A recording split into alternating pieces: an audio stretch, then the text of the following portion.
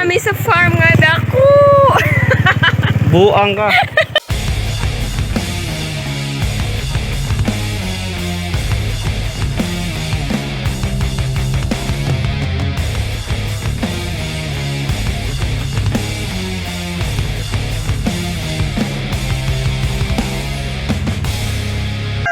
Good morning mga ka-spooky nights. So for today's video, no, ready tayo or maghahanda tayo ng materials natin for early bird. What? Bro, what are you talking about, man? Ngayong siguro by December makakapagpalabas na tayo or late born na by January.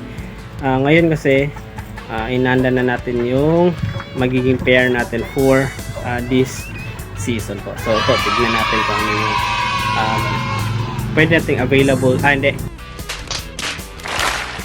Not for sharing pa pala siya ngayon kasi bago pa natin siya paparamihin. So tignan natin guys.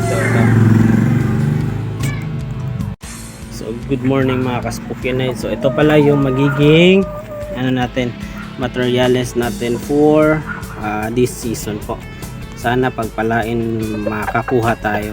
Ano lang siya, single mating lang siya kasi maliit lang tayo na backyard eh. So ito, yung broodcock natin is siya mga ka-spooky nights, Kanawai Milsim na process sa Kanawai hatch, but puti yung paa niya. So yun, nakuha natin ito kay Sir Eric. Nasa 8 months na siya ngayon. And then yung naman natin, yan yung broodcock yung brood hen natin is ito. Personal breeding ko ito guys sa black gray ko na 2 times winner. Krinos ko siya sa Perfection Roundhead Sweater. So ito yung lumabas, isa lang yung iniwan ko kasi yung iba is na-share natin sa mga kaibigan natin. So ito siya guys, black gray siya. Nakuha niya yung hitsura ng kanyang tatay. Nalagyan pa nga siya ng WPC banded at saka ng Disney. Nakala ko kasi lalaki ito noon eh.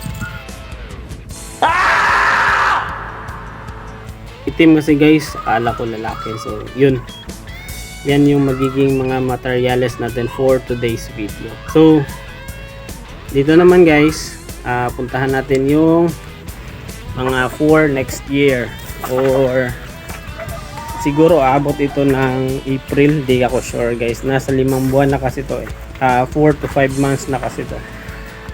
Ito siya guys, Popeye Gray ito. Popeye Gray. Medyo pa siya. Pagkagabi kasi lumilipad siya ng mataas kaya yung yung paa niya. Akala niya siguro mahaba yung tulugan niya. Nawaw mali katik. Tanga talaga. But yun, nilipat natin yung niya, Popeye Gray to Popeye Gray. Yung magiging partner niya is ito, Popeye Gray din. Oops. So sing edad lang sila. So sana makakuha tayo ng mga magagandang result nila this year and next year po. Baka next year by April makakuha na tayo. Gunggong! Barinig kita sa mukha eh! So sa ngayon, I think kasi guys, di ako sure kung maraming mapipisan ito. Nakapag-breed tayo nung August. Hindi, September. Tapos October siya nagsimulang mangitlog. So hanggang ngayon naglilimlim pa. Pero late na ng October siya tumpap. Hindi. Galing ha? Pumpkin sweater natin. Yan. WPC at saka Bismin banded yan mga boss. Oh my God! Wow! And then yung brood hen niya, ito. Dito na naglilimlim. Sana maraming mapisan ito, but chinek ko kanina para ano yata, hindi ako sure.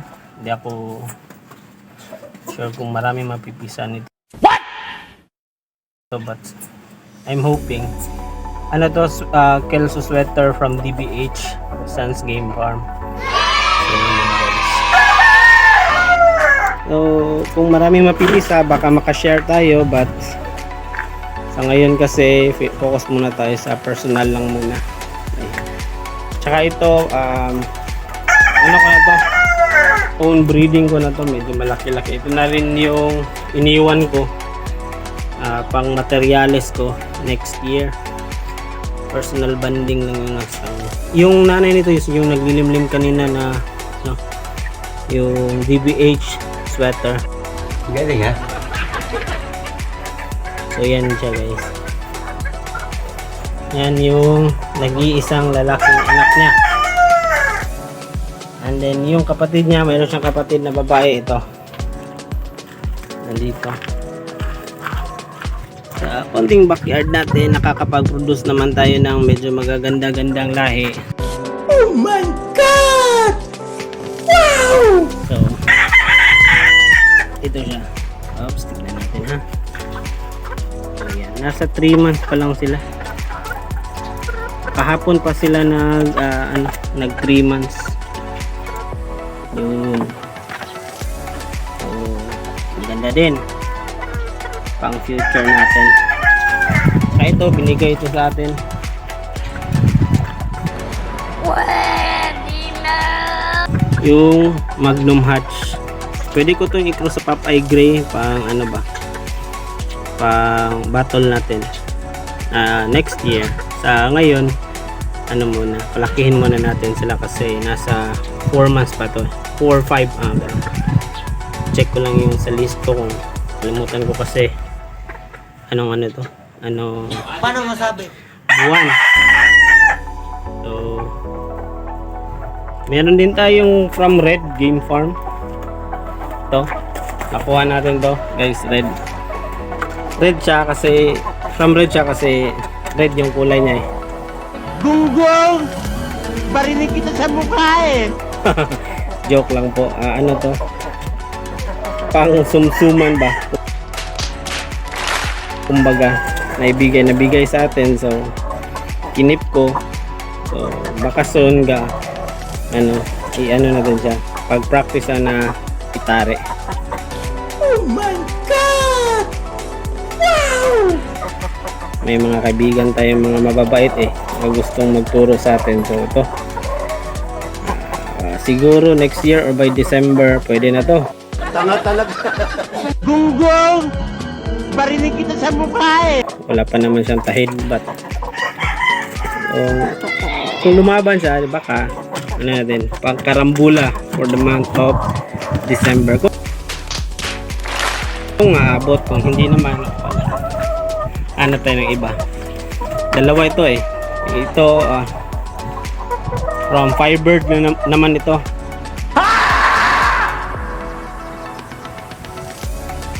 Hindi, joke lang. Yan. Dalawa yan sila kasi hinahanda natin for practice tayong gapping. Galing ha? So yun, meron tayong mga hinahanda pang personal na ano natin. Personal na pagkakabit ng ano, panggap natin. Yan to, medyo ano pa to eh. Hindi pa siya masyadong yun, clear na ba? Yan. So puntahan natin yung personal breed ko rin. Yung ama nito is piniprepare ngayon para sa December. Ito lang yung natira kasi yung mga anak nabenta ko na rin. Oh my God! Wow! Kasi nag-share kasi tayo dito guys. Ito lang medyo reject siya kasi yung buntot niya is hiwi. Pwede ba ilayo mo sa akin to? Ayoko makita ito. Maita ulo ko. So personal ko lang siya para next time pag may pera magamit natin siya pang ano, pang Bakbakan. What the fuck? Pangulutan. So, yan siya. Oops. Check natin maigi. Yun. Iwi yung buntot niya. Sayang. Tanga talaga. So, yun guys. Welcome po dito sa natin. Sa backyard. Sa Sticky Knives backyard. So, peace out and ingat. Kita-kits next time. Sana maka-visit ako sa ninyo. Sa backyard pag may time. Ka-invite na rin ako kung sakasakali. Ano lang tayo guys. Bagong nagbo-vlog dito. Sa mga nagba-backyard. So, kita-kits guys and enjoy.